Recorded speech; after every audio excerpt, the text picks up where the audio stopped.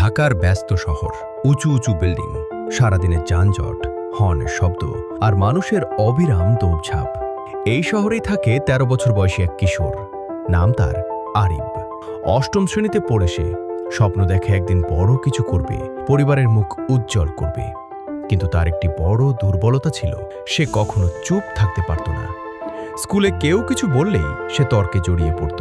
Social মিডিয়ায় কেউ তার পোস্টে বিরূপ মন্তব্য করলে সে সঙ্গে সঙ্গে উত্তর দিত, তাও রাগ আর কটু কথায় ভরা। আরিব মনে করত চুপ থাকা মানে দুর্বলতা, নিজের কথা না বললে সবাই আমাকে হালকা ভাববে। এটাই ছিল তার স্বাভাবিক জীবন, তার অর্ডিনারি ওয়ার্ল্ড। একদিন স্কুলে বিতর্ক প্রতিযোগিতা ছিল। আরিব খুব ভালো বক্তা, তাই সবার আশা ছিল সে জিতবে। কিন্তু প্রতিযোগিতার সময় প্রতিপক্ষ দলের এক ছাত্র তার বক্তব্য নিয়ে ব্যঙ্গ করল।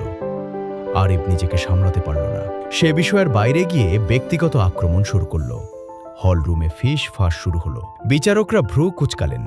ফলাফল ঘোষণার সময় আরিবের নাম এলো না, বরং তাকে আলাদা করে সতর্ক করা হলো তার আচরণের জন্য।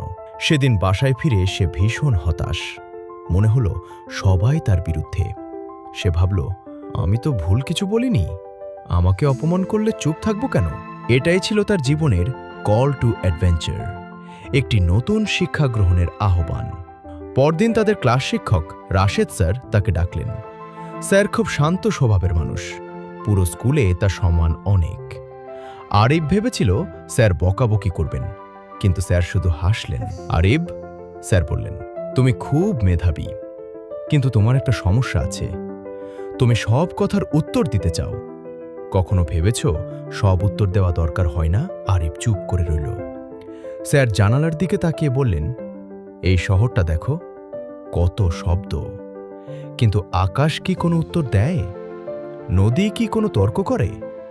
তারা চুপ থাকে, তবুও তাদের শক্তি সবচেয়ে বেশি। আরিব একটু অবাক হল। সে আগে কখনো এভাবে ভাবেনি। এই কথাগুলো তার মনে দাগ কাটল, কিন্তু সে পুরোপুরি বিশ্বাস করতে পারছিল না। এটা ছিল তার রিফিউজাল অব দ্য কল, পরিবর্তনকে পুরোপুরি গ্রহণ করতে দ্বিধা। কিছুদিন পর স্কুলে এক নতুন ছাত্র এলো, নাম নাবিল। সে বেশ আবিশ্বাসী, কিন্তু একটু অহংকারী। একদিন ক্লাসে নাবিল আরিবকে নিয়ে হাসাহাসি শুরু করল। বড় বক্তা নাকি, কিন্তু পুরস্কার তো পেল না বলে সে হেসে উঠল। পুরনো আরিব হলে সঙ্গে সঙ্গে পাল্টা উত্তর দিত, ক্লাস গরম হয়ে যেত।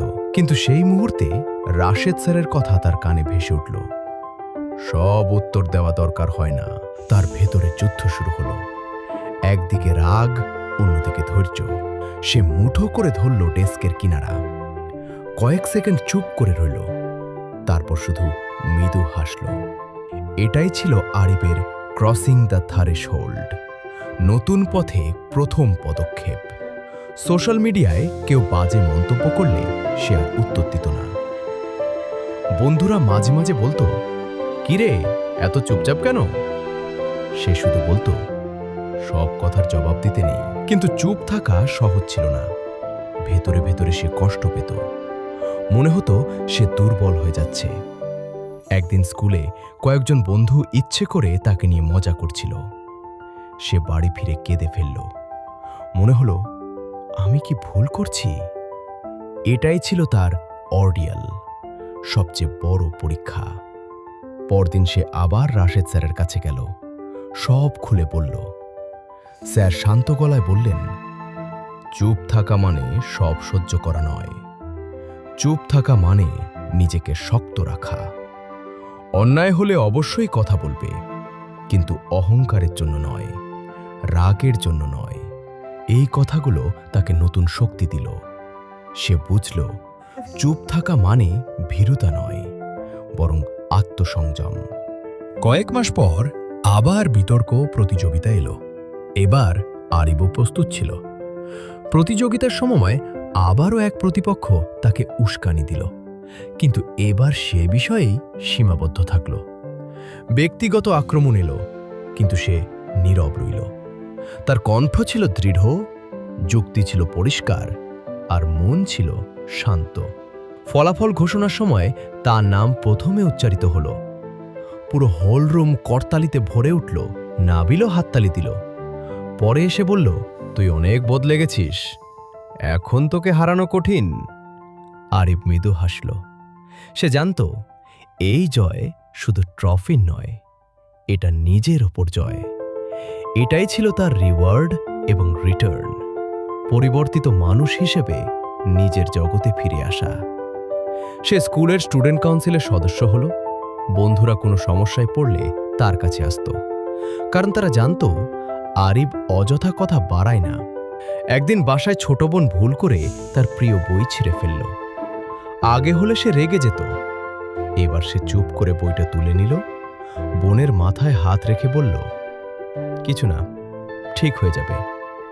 বোন অবাক হয়ে বলল, তুই এত শান্ত কিভাবে? আরিফ জানালার বাইরে তাকিয়ে বলল, শিখেছি, চুপ থাকাই অনেক সময় সবচেয়ে বড় উত্তর। ঢাকার সেই কোলাহলময় শহরে হাজার শব্দের ভিড়ে আরিফ শিখেছিল নীরবতার শক্তি। সে বুঝেছিল সব যুদ্ধ তর্ক দিয়ে জেতা যায় না, কিছু যুদ্ধ জেতা যায় নিজের ভেতরের ঝড় থামিয়ে। মানুষ ভাবতে পারে জোরে কথা বলাই শক্তি, কিন্তু আসল শক্তি হল নিজের রাগ, অহংকার আর তাড়নাকে নিয়ন্ত্রণ করা। কারণ শব্দ ক্ষণস্থায়ী, কিন্তু নীরবতা গভীর। আরিফের জীবনের গল্প আমাদের শেখায়, অপমানের জবাব সব সময় কথায় দিতে হয় না, অনেক সময় চুপ থাকাই এমন এক উত্তর যা প্রতিপক্ষকে ভাবতে বাধ্য করে।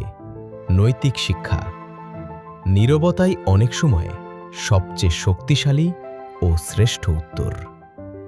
Silence is the best answer.